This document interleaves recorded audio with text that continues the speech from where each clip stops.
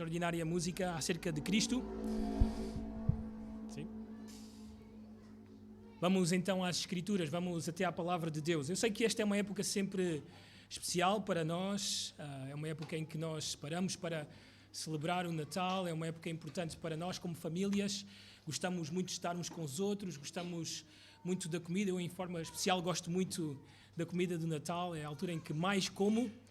Também é uma altura em que as crianças gostam muito por causa das prendas, de abrir. Nós, como pais, gostamos de ver a alegria que elas têm ao abrir cada presente. Mas é uma altura em que temos que lembrar daquilo que é primário ou aquilo que é mais importante, que é acerca de Jesus. Como acabamos de cantar, olhamos para Cristo neste Natal. Nós recordamos Cristo. Esta é a função da Igreja, relembrar-se a si mesma e também àqueles que nos visitam. Nós época é para celebrarmos o Senhor Jesus. Com isto em mente, quero levar-vos até um texto. Vamos até Hebreus capítulo 1. Hebreus capítulo 1. Vamos ler mais 3 versículos.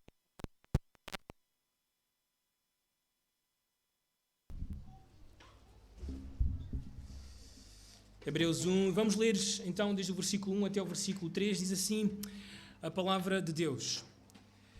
Havendo Deus outrora falado muitas vezes e de muitas maneiras aos pais, pelos profetas, nestes últimos dias nos falou pelo Filho, a quem constituiu herdeiro de todas as coisas, pelo qual também fez o universo. Ele, que é o esplendor da glória e a expressão exata do seu ser, sustentando todas as coisas pela palavra do seu poder, depois de ter feito a purificação dos pecados, assentou-se à direita da majestade nas alturas, tendo-se tornado tão superior aos anjos quanto herdou mais excelente nome do que eles. Então este é o texto que gostaria de analisar e para isso quero convidar-vos também a orar comigo para entendermos a palavra de Deus. Senhores, nós te pedimos nesta manhã que pela tua graça tu possas falar aos nossos corações, que nos possas mostrar mais acerca de Cristo. Não queremos fazer outra coisa nesta manhã, senão lembrar o grande Cristo que tu, Senhor, enviaste, lembrar-nos que Ele é o único que nós precisamos, lembrar que Ele é a grande revelação, a suprema revelação ou a plena revelação de Deus. Por isso, nesta manhã, abre os olhos de todos.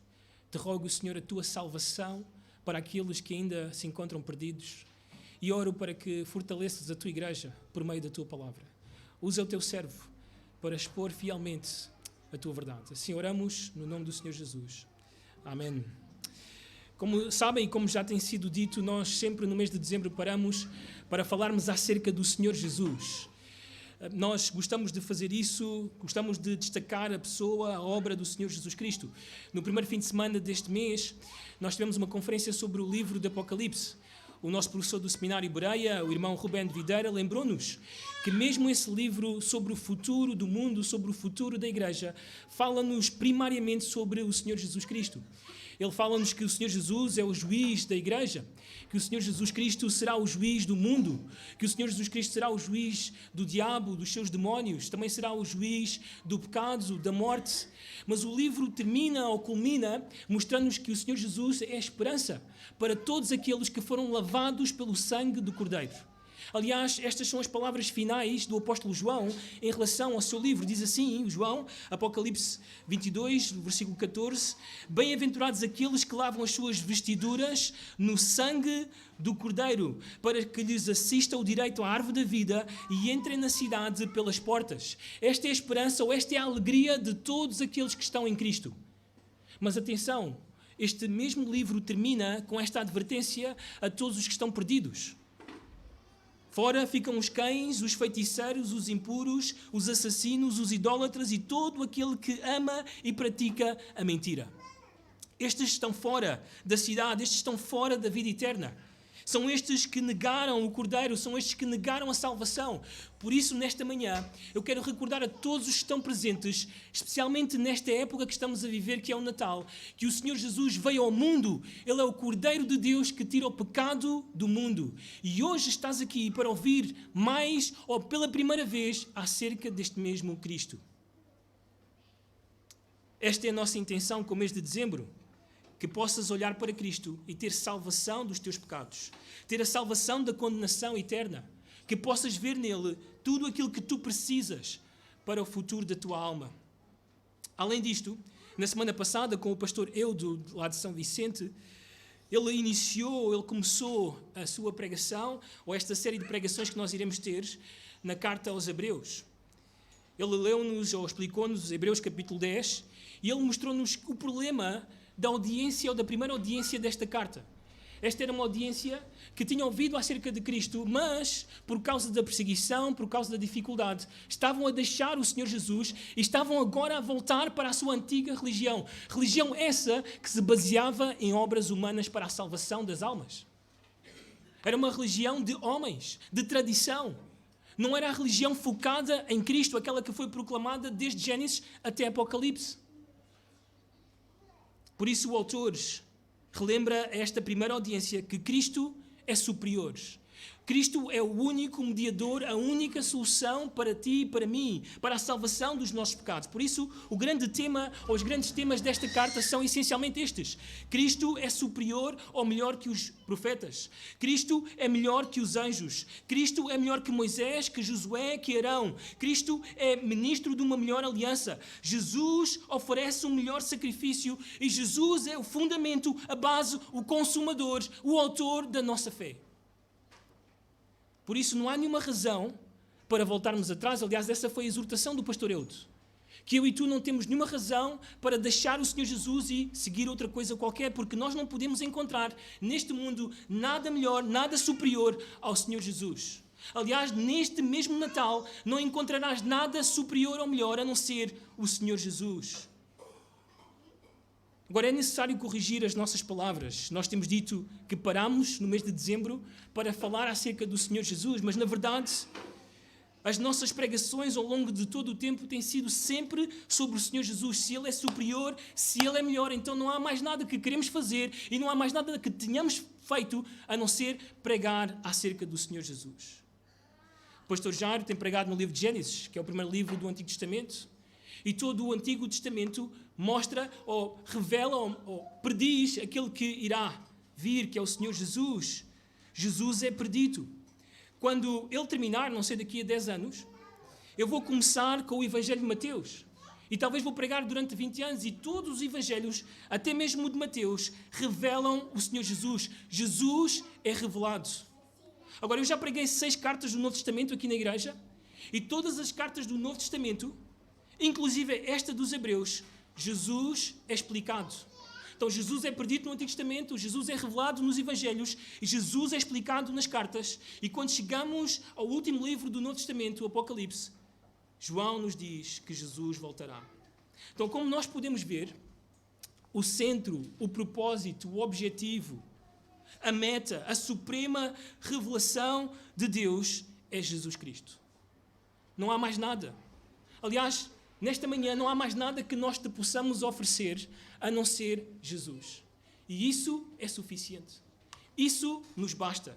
Porque Jesus é a plenitude de tudo aquilo que eu e tu precisamos. Alguém disse, neste caso Thomas Watson, que Jesus Cristo é a soma e a essência do Evangelho. Ele é a maravilha dos anjos, a felicidade e o triunfo dos santos. O nome de Cristo é doce, é música aos ouvidos, mel na boca, calor no coração. Ele não é apenas grande, é o único. É a pessoa mais singular da história. É o diamante mais resplandecente do anel da glória. Então hoje é o meu desejo mostrar-vos mais de Cristo, mais de Jesus, como o autor de Hebreus faz. E, em primeiro lugar, com este propósito de fortalecer a igreja a que se firme na confissão que ela tem feito que Jesus é o seu Senhor e Salvador.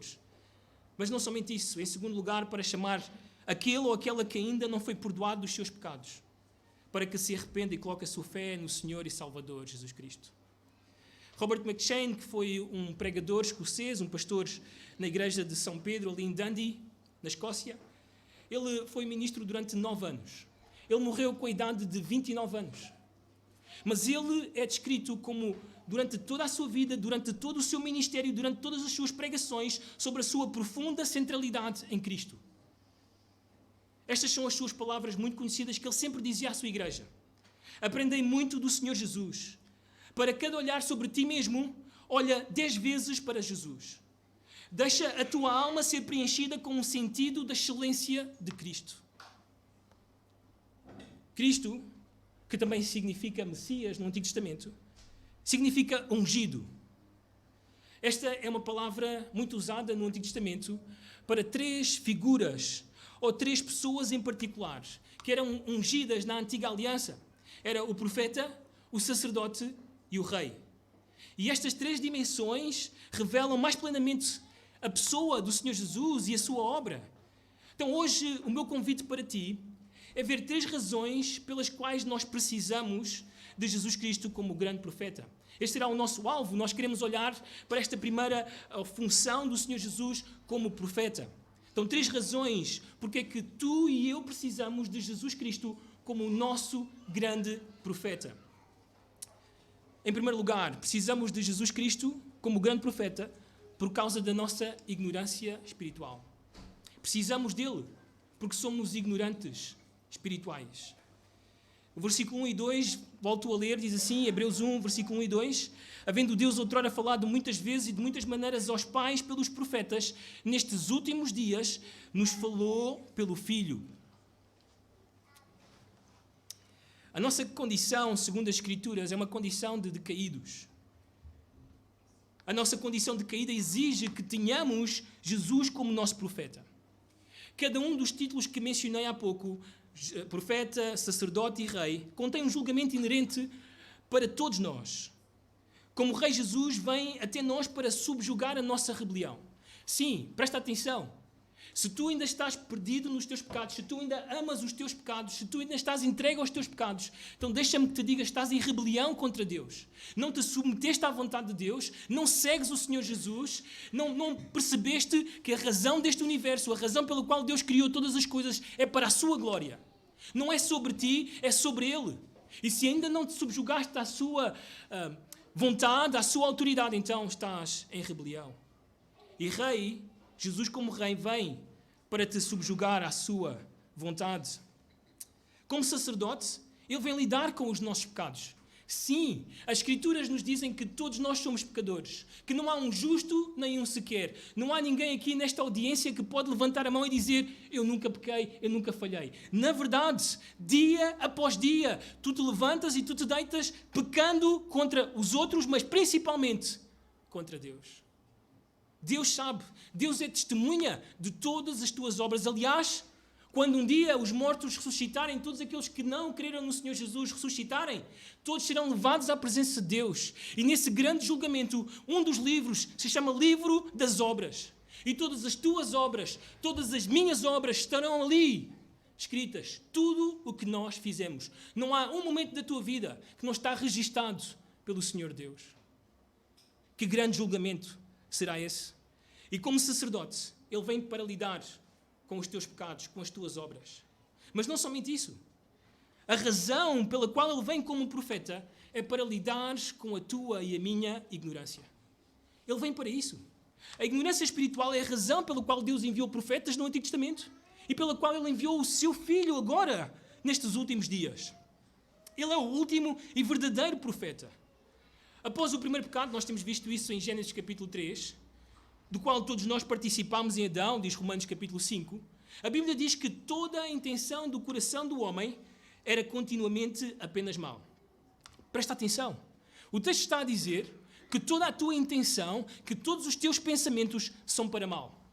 O que é que ele quer dizer com isto? Bem, que quando queres fazer uma coisa, mesmo que aos teus olhos seja boa, nunca é para a glória de Deus. Nunca está na tua mente Deus. Nunca pensas, vou fazer isto porque eu amo Deus. Na verdade, fazes o que tu fazes, pensando o que é bem, fazes para ti mesmo. Porque te amas a ti mesmo, porque és o teu próprio Deus.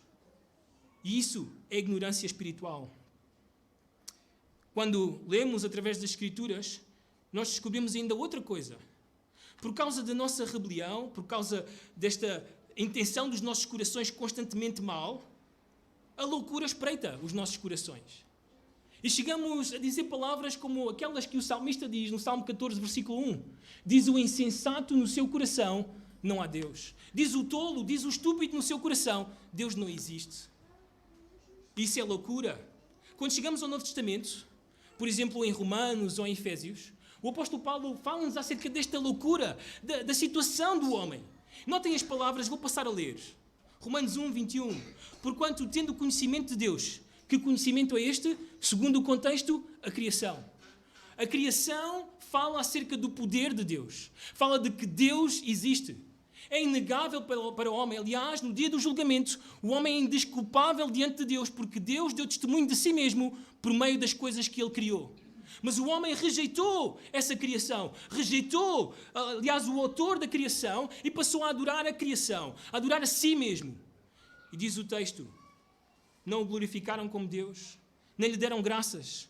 Antes se tornaram nulos em seus próprios raciocínios, obscurecendo-lhes o coração insensato. Em Efésios 4, versículo 18 diz, obscurecidos de entendimento, alheios à vida de Deus por causa da ignorância em que vivem, pela dureza do seu coração. Então, por causa desta trágica situação de ignorância espiritual, moral, Cristo veio. Ele tinha que vir. Através do seu ministério profético, ele trouxe luz às nossas trevas, à escuridão onde eu e tu estávamos. Diz o texto de João 1,4, a vida estava nele e a vida era a luz dos homens. Mas isto é trágico. Isto é o que aconteceu. Os homens, Jesus veio, mas os homens amaram mais as trevas do que a luz. Porquê? Porque as suas obras eram más. Essas trevas, esta escuridão interna é tão profunda no homem que ele é inconsciente, que ele nem sequer tem noção que está cego. Ele é tão cego que não sabe que está cego. Por isso, é necessário que venha um profeta. É necessário que venha a voz de Deus para abrir os nossos olhos. Essa graça que eu e tu precisamos para que eu e tu possamos ver o mundo como Deus vê. Ser salvos pela sua graça.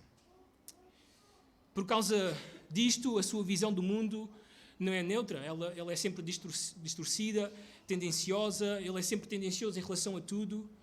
Diz João Calvino, o coração do homem é uma fábrica perpétua de ídolos. Ou William Temple, todos os dias, de 1000 maneiras, faço de mim mesmo o centro do universo. Esta é a condição do homem sem Cristo, sem Deus. Então, naquela escuridão e loucura do passado, Deus enviou profetas. E eles falaram de muitas vezes e de muitas maneiras. Isto significa que eles falaram, talvez através de sonhos, de visões, através de revelação direta, através de lançar sortes, mas hoje Deus está a falar ao mundo através do seu Filho. Estas foram as palavras dos profetas na Antiguidade. Assim diz o Senhor. Ouve-me, ó casa de Jacó, ó casa de Israel. Escutem. Alguém afirmou que a profecia do Antigo Testamento era um meio pelo qual um Deus infalível, ou melhor dito, um Deus infalível, usava homens falíveis para trazer uma palavra infalível ao povo falível. Os profetas confrontaram a loucura, a ignorância de Israel. Se tens a tua Bíblia, vem comigo até Isaías 44. Isaías 44, versículos 14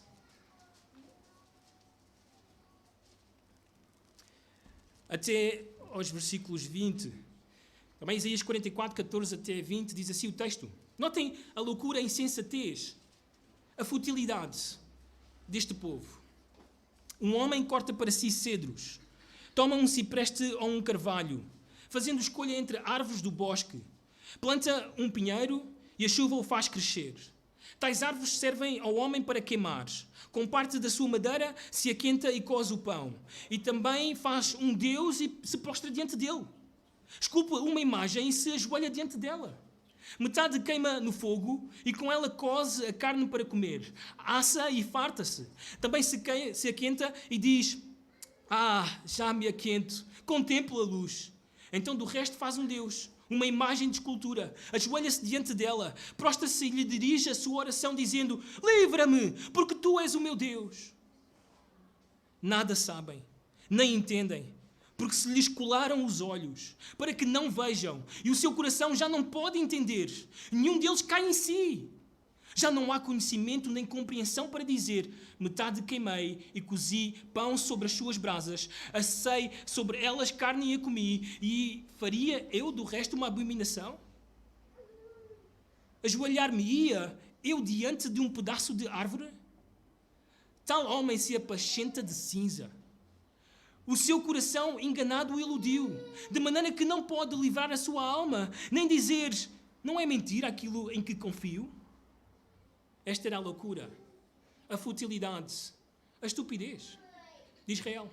Talvez olhas para este texto e dizes, mas isso foi na antiguidade, essa era a estupidez daquele povo. Deixa-me dizer-te que esta verdade continua bem presente nos nossos dias. O mundo, o homem sem Deus, continua a fabricar os seus próprios deuses, invariavelmente feitos à sua própria imagem. Esta semana via com a minha esposa um documentário que se chama... esqueci-me do nome. Qualquer coisa Gospel, American Gospel era o nome do documentário, eu lembrei-me. E falava acerca da realidade cristã nos Estados Unidos. E é interessante, entrevistaram um humanista que o seu pai era pastor, ele cresceu na igreja, ele diz que se converteu ao ouvir uma mensagem do Evangelho, mas que à meia hora seguinte ele abandonou a fé. E porquê? Porque ele diz, eu não consigo crer no Deus da Bíblia. O Deus que os pregadores apresentam através das Escrituras, eu não creio nesse. Mas eu creio em Deus. Eu creio num Deus que eu próprio criei à minha imagem. Um Deus que não tem ira, mas é só amor. Um Deus que não é poderoso nem soberano, mas que consegue ser bom. Um Deus que não consegue resolver as coisas do mundo, porque não tem o poder. Ele diz, este é o Deus que eu creio. O mundo cria os seus próprios deuses. Se estás aqui esta manhã, tu não és neutro. Ou tu crês em Deus, ou tu criaste um Deus. Esta é a tua realidade. Esta é a realidade de todos. Esta é a nossa situação. Todos eles, de alguma forma ou de outra, assumem que a natureza encerra e contém o sagrado. Olham para o mundo e dizem, isto é Deus. Ou dizem para si mesmos, Deus está dentro de mim. Eu encontro Deus em mim mesmo. É por isso que precisamos de um profeta que seja capaz de destronar a nossa ignorância, a nossa idolatria, a nossa loucura. E a menos que sejamos libertados disso, por este grande e verdadeiro profeta, permaneceremos na escuridão e na futilidade do nosso pensamento. Então nós precisamos deste grande profeta porque somos ignorantes da nossa condição real.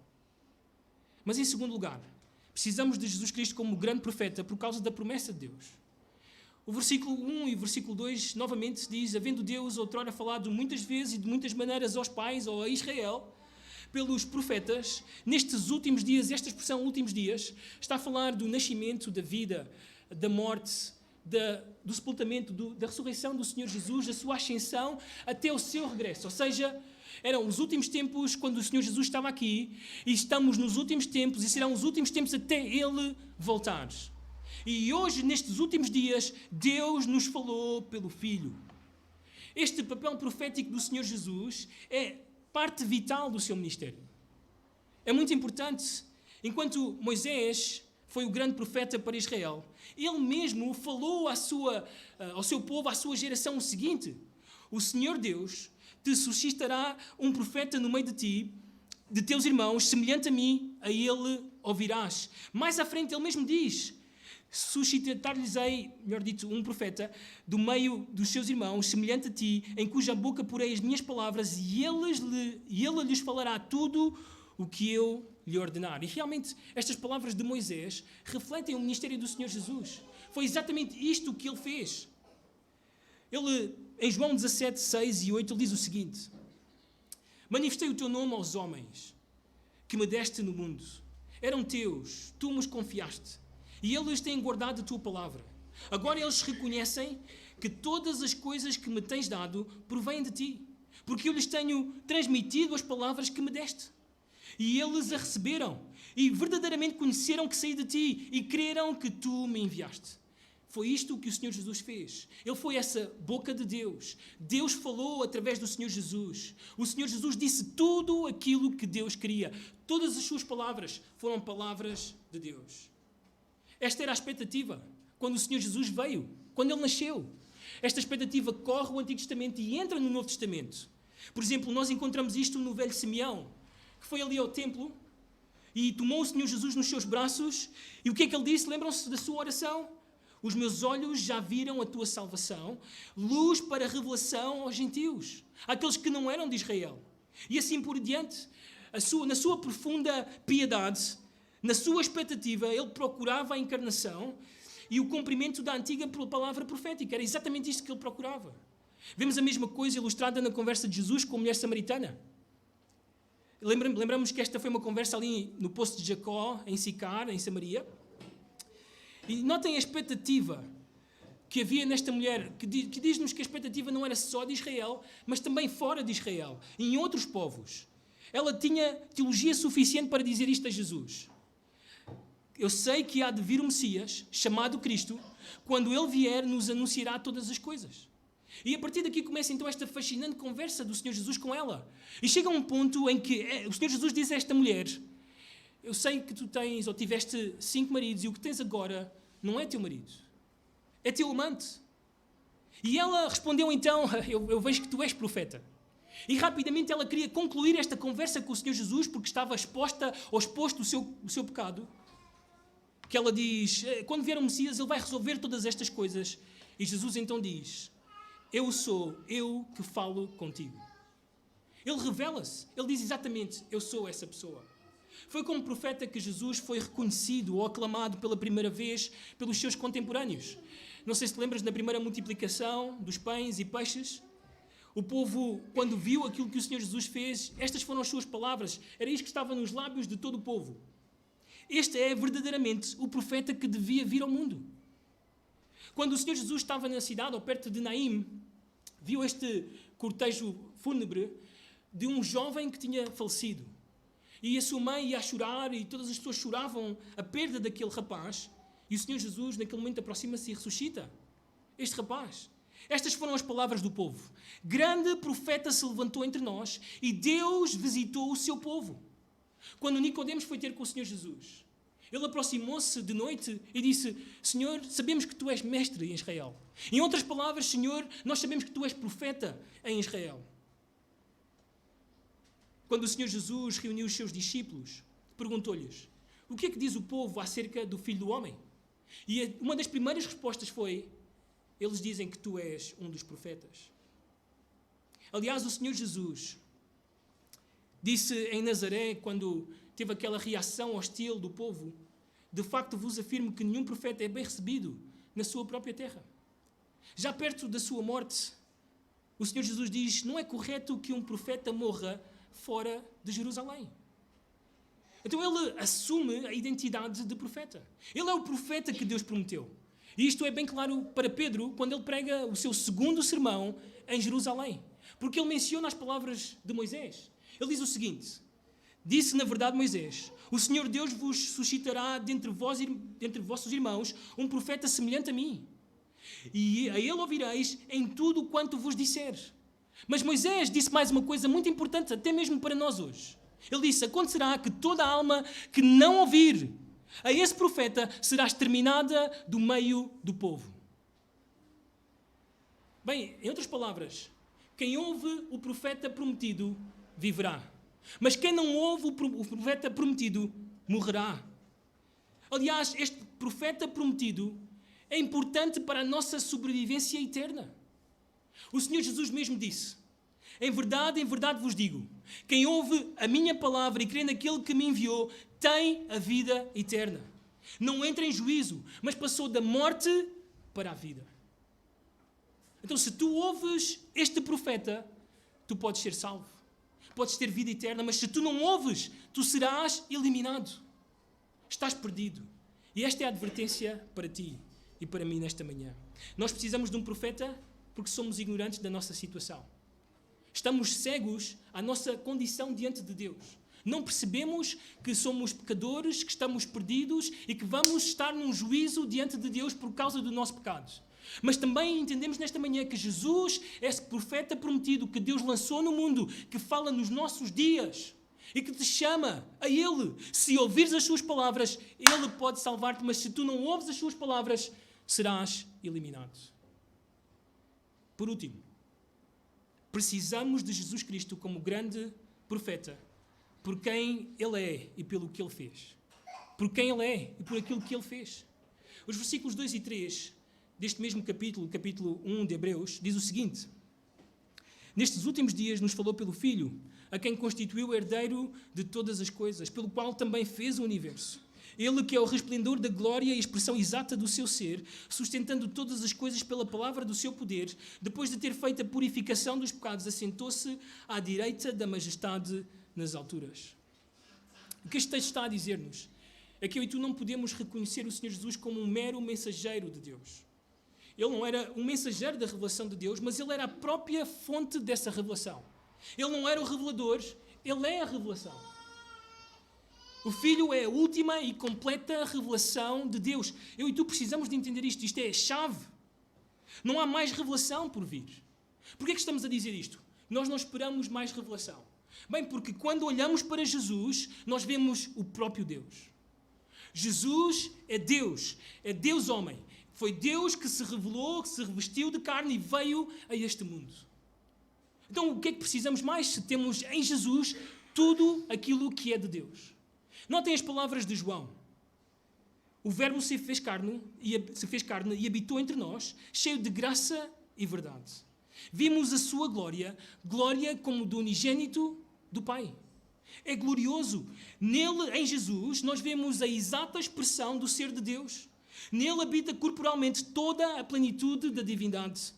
Ele é da mesma substância de Deus, tem os mesmos atributos de Deus, faz as mesmas obras de Deus. Então, Ele é Deus. Nestes últimos dias, Deus nos falou pelo Seu Filho, nos falou por Deus.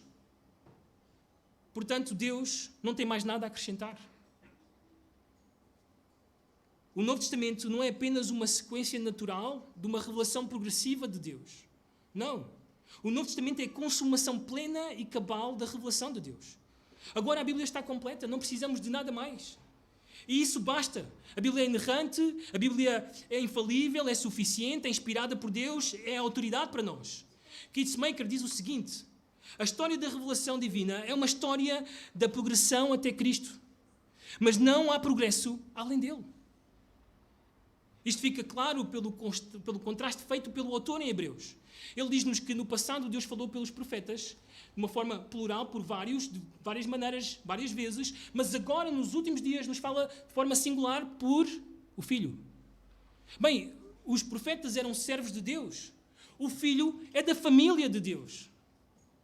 Estamos a falar de um relacionamento totalmente distinto. Jesus é a última e final voz profética de Deus. Os profetas receberam uma revelação parcial. O Senhor Jesus era a revelação plena, completa, cabal de Deus. Deus, em Jesus, trouxe a revelação que todos nós precisávamos. O Antigo Testamento era parcial, fragmentado, preparatório, incompleto, mas Deus falou agora, nos nossos dias, de uma forma cabal e plena. Em Cristo, nós temos tudo o que precisamos de saber da vontade de Deus. Diz Stuart Olyott, esta revelação não está fragmentada, é completa.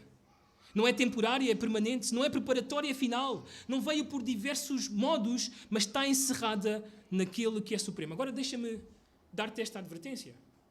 Se Deus no passado falou de forma parcial, não foi completo, foi fragmentado, mas diz o texto em Hebreus 2 que isso foi o suficiente para julgar a nação de Israel. O que é que tu achas que irá acontecer connosco, a quem se nos revelou o seu Filho?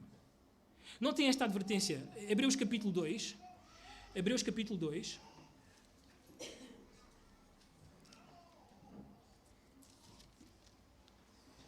O autor faz este contraste entre aquilo que os profetas disseram e aquilo que agora o Filho está a dizer. Diz assim: por esta razão, versículo 1 do capítulo 2, importa que nos apeguemos com mais firmeza às verdades ouvidas, para que delas jamais nos desviemos. Se tu não firme a palavra falada por meio de anjos e toda a transgressão ou desobediência recebeu justo castigo, está a falar do passado, da antiguidade, do Antigo Testamento, como escaparemos nós se negligenciarmos tão grande salvação? A qual tem sido anunciada inicialmente por quem? Pelo Senhor, pelo Filho, por Cristo. Foi-nos depois confirmada pelos que a ouviram, dando Deus testemunho juntamente com eles por sinais, prodígios e vários milagres e por distribuições do Espírito Santo segundo a sua vontade. Deixa-me dizer-te isto francamente. Tu estás aqui hoje ou para a salvação da tua alma, ou para a condenação da tua alma. Há fogo muito mais forte para aqueles que rejeitam a revelação cabal, completa de Deus, que é o seu Filho. Isto é um grande alerta para ti e para mim. O texto termina por dizer que esta revelação cabal, plena do Senhor, é Jesus, e que Jesus foi constituído por Deus, herdeiro de todas as coisas. Isto não está relacionado com o que ele é antes deste mundo ser criado, antes dele encarnar, porque ele estava na glória com o seu Pai, todas as coisas eram dele, mas está a falar daquilo que aconteceu por causa da sua encarnação, por causa da sua morte e da sua ressurreição. O Senhor Jesus foi levado aos céus e recebeu de Deus, por causa da sua obra, todas as coisas. Isto está a falar do Salmo 2:8, quando o Pai diz ao Filho: pede-me e eu te darei todas as nações como herança. Todas as coisas pertencem ao Senhor. Por isso o Senhor Jesus pode dizer: toda a autoridade me foi dada nos céus e na terra. Tudo pertence a Ele. E os filhos de Deus, aqueles que estamos em Cristo, nós vamos ser co-herdeiros com Cristo. E isso é maravilhoso. Mas o texto também diz-nos que Jesus foi o agente da criação, pelo qual, diz o texto, Deus fez o universo. Isto é importante, porque muitos olham para o universo e imaginam coisas acerca do universo, mas a Bíblia é clara. O universo não surgiu espontaneamente, nem foi produto de milhões e milhões e milhões de anos. A matéria não é eterna. O único que é eterno é Deus. O único que é Pai da eternidade é Deus. Mais ninguém. O universo foi criado. E a ciência sabe disto. O que a ciência faz é suprimir a verdade e colocar a mentira. Para que eu e tu não vejamos a glória de Cristo naquilo que Ele fez para nós. Diz a Bíblia: mas pela fé entendemos que o universo foi criado por Deus por intermédio do seu Filho. Tudo foi feito por intermédio dele, e sem ele nada do que foi feito se fez. Ele criou todas as coisas, as visíveis e as invisíveis. Diz Guthrie que aquele que andou entre os homens foi o Criador dos homens. Cristo é o começo de todas as coisas, Cristo é o fim de todas as coisas, e Cristo é tudo o que está entre o começo e o fim. Não somente isto, diz que Jesus é o resplendor da glória de Deus. Esta palavra resplendor só ocorre aqui, só aparece aqui no Novo Testamento ou em toda a Bíblia. Ela significa a irradiação de luz que flui de um corpo humano. Então o que ele está a dizer, o autor, é que em Jesus concentram-se todos os raios da glória divina. Raymond Brown diz que o povo hebreu via a glória de Deus como a expressão visível e a majestade externa da presença de Deus. Nós sabemos que essa glória esteve no templo, no Monte Sinai, ou na tenda do tabernáculo, ou na Arca da Aliança, e sobretudo, vemos agora nos últimos dias, na pessoa de Cristo. A glória, isto é importante entender, não é um atributo de Deus. A glória é a somatória de todos os atributos de Deus. E em Cristo está a somatória de todos os atributos de Deus. Ele é a manifestação plena e final de Deus. Nele habita corporalmente toda a plenitude da divindade. Então, quando nós vemos Jesus, nós vemos Deus na sua face. Quem vê Jesus, vê Deus. Porque ambos têm a mesma essência, os mesmos atributos e realizam as mesmas obras. Também diz o texto que ele é a expressão exata do seu ser. Diz o texto, a expressão exata do ser de Deus. Se quisermos saber como Deus é, olha para Cristo. Se quisermos saber quão belo, quão santo e quão amoroso Deus é, devemos olhar para Jesus. Não vamos encontrar em mais nenhum lado a não ser em Jesus. Disse Jesus: quem vê a mim, vê quem? O Pai. Eu e o Pai somos um. Como alguém disse, Jesus é a exegese de Deus.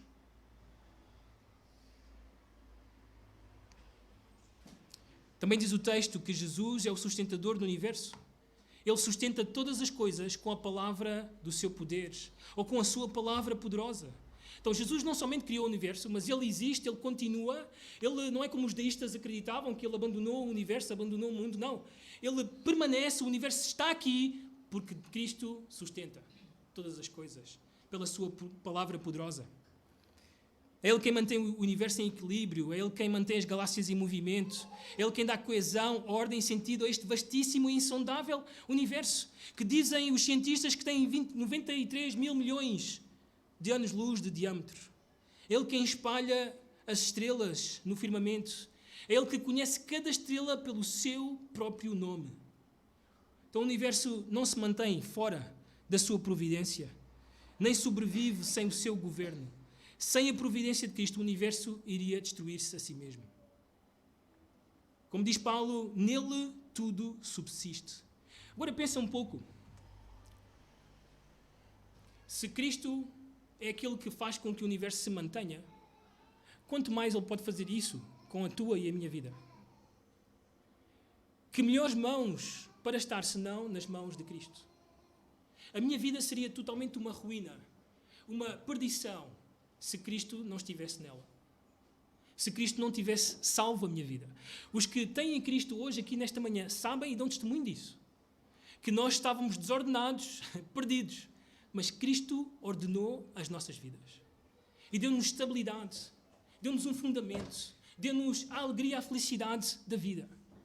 Não andamos à procura de outra coisa neste mundo, não esperamos outra coisa neste Natal, porque temos tudo o que nós precisávamos.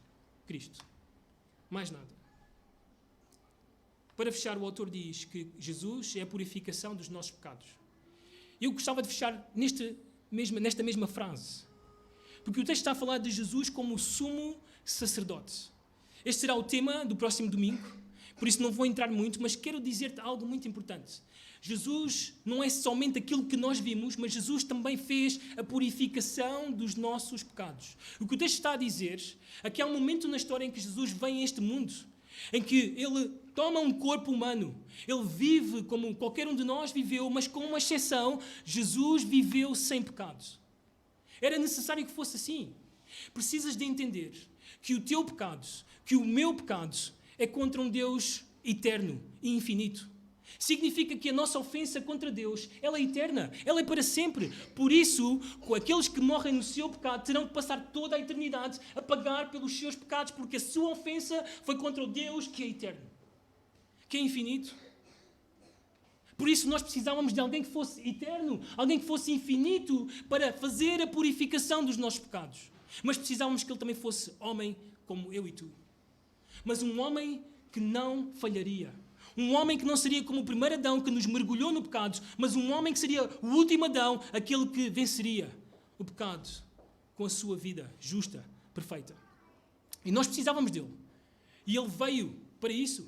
E ele viveu essa vida perfeita. Ele demonstrou claramente que ele era Deus. E ele ainda assim foi rejeitado. Aliás, o que este texto está a dizer-nos é que o profeta foi rejeitado. Que a sua mensagem foi rejeitada. Mas a mensagem dele era sobre a sua morte. Aquilo que era o plano de Deus era que Jesus fosse à cruz do Calvário. Eu e tu precisávamos de alguém que se pusesse no nosso lugar, porque senão eu e tu iríamos enfrentar para sempre a ira de Deus. Jesus foi à cruz, não porque ele pecou, não porque ele fez algo de errado, mas ele foi colocado na cruz como um criminoso, porque ele estava a tomar o lugar dos criminosos, daqueles que pecam contra Deus.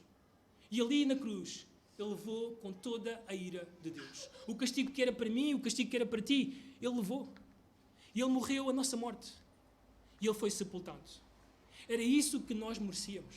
Mas ele tinha que fazer isso para purificar-nos, para salvar-nos. E ele fez. E isso ficou justificado quando Deus o ressuscitou dos mortos. Quando Deus o trouxe de volta. Porque ele venceu então o pecado, a morte, o diabo. Ali na cruz do Calvário, por mim e por ti.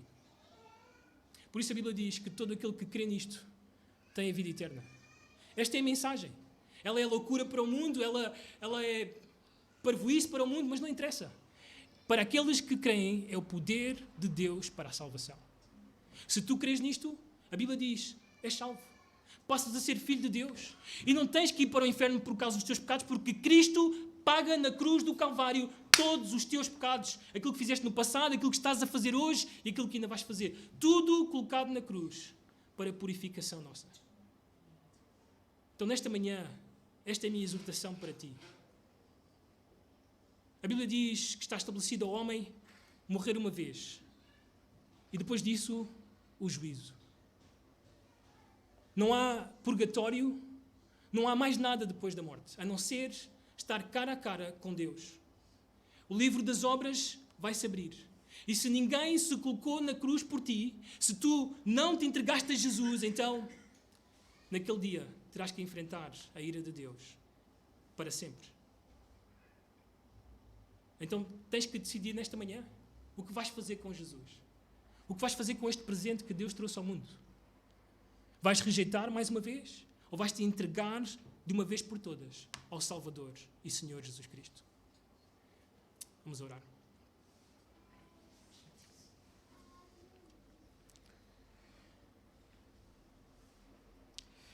Senhores,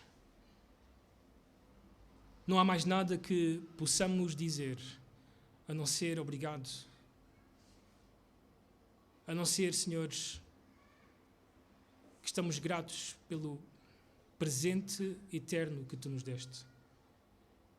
Senhor, estamos completos, estamos satisfeitos, não procuramos mais nada, não há nada neste mundo que possa satisfazer-nos, a não ser aquilo que Tu nos deste, Jesus. Não há mais nada, nem ninguém, nem nenhuma religião, nem nenhuma igreja que possa resolver o nosso pecado, a não ser Jesus. Não há filosofia, não há ideia que possa salvar-nos do Teu juízo, a não ser Jesus. Por isso, Senhor, eu te rogo que Tu convenças aqueles que estão aqui nesta manhã, que ainda não se renderam a Ti, Senhor, que creiam no Senhor Jesus. Senhor, eu te rogo, tem misericórdia e dá, Senhor, a Tua salvação. Mais uma vez, Senhor, derrama a Tua graça. Não permitas que ninguém se perca. Não permitas, Senhor, que alguém, depois de ouvir esta mensagem, continue na sua rebeldia e nos seus pecados. Por isso eu oro que possas tocar o coração e que este Natal possa ser o início de uma vida para Cristo, de uma vida transformada por Cristo, de uma vida perdoada por Cristo. Te rogo, Senhor, salva, faz com que aquele ou aquela que não tem Cristo creia hoje, nesta manhã, que Jesus é aquele que foi à cruz, que Ele é o Filho de Deus, que veio a este mundo, morreu no nosso lugar pelos nossos pecados, foi sepultado e ressuscitou ao terceiro dia. Obrigado, Senhor, por tudo aquilo que nesta manhã podemos fazer para Ti. Obrigado, Senhor, porque Tu és o alvo, o propósito das nossas vidas. Queremos dar-te glória com tudo o que somos, com tudo o que Tu nos tens dado. Assim, Senhor, nós oramos no nome do Senhor Jesus. Amém. Muito bem, amados, obrigado pela vossa paciência.